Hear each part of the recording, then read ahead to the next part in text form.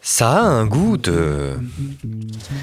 Un goût de goyave ou de papaye, je confonds toujours les deux.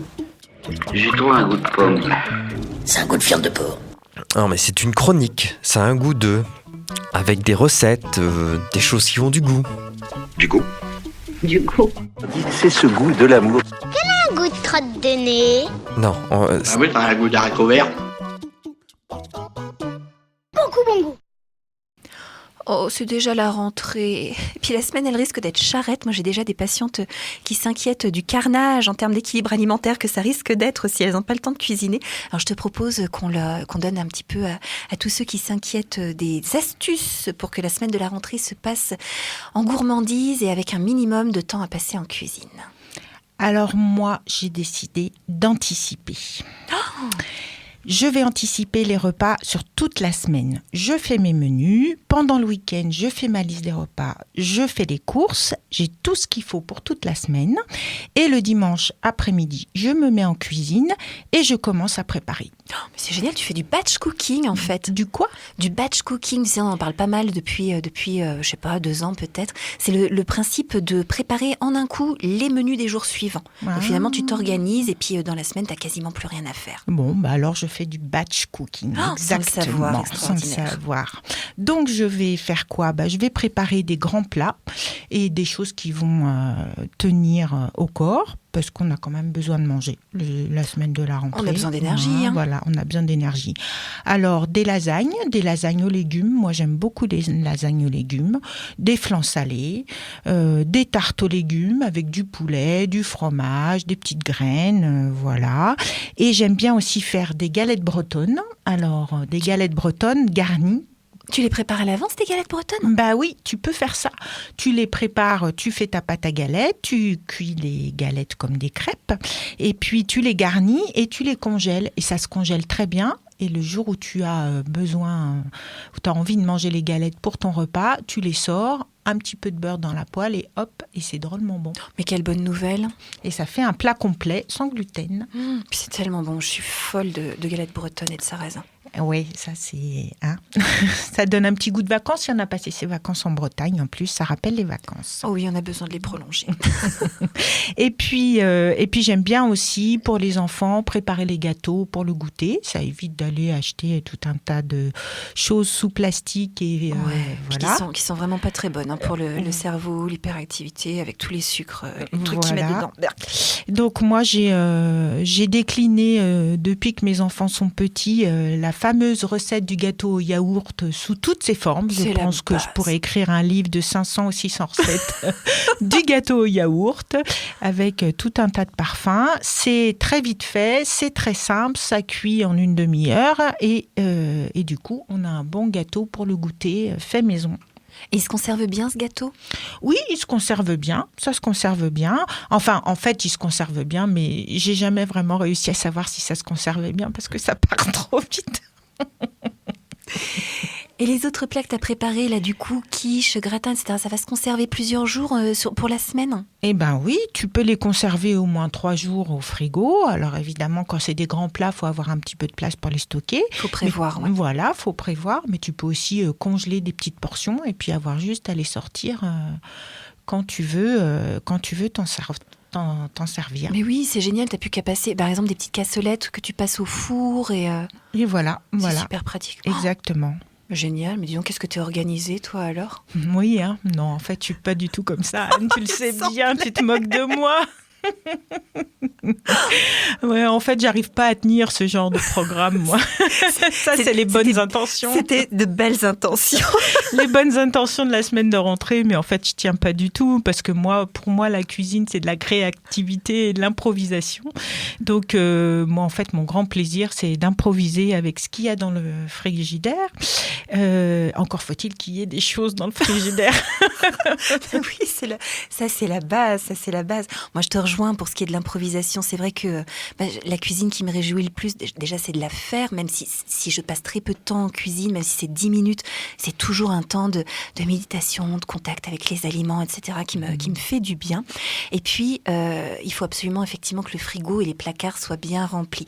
Ça veut dire que le week-end qui va précéder la semaine de la rentrée, on s'assure d'avoir en épicerie sèche tout ce qu'il faut, des céréales, pourquoi pas des boîtes de légumineuses, tu sais déjà des pois chiches cuits, des lentilles cuites, etc.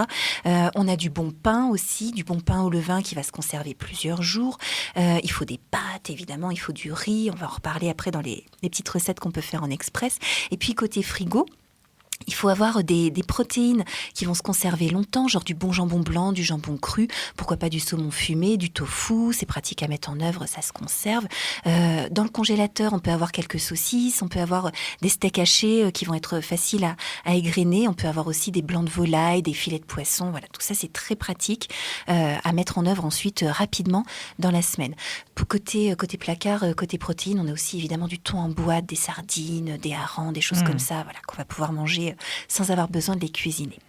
Et puis, pour passer le moins de temps possible en cuisine et manger quand même chaud et manger un petit peu élaboré, se faire un plat complet, on peut partir sur la fameuse soupe, la soupe Mézi tout dedans.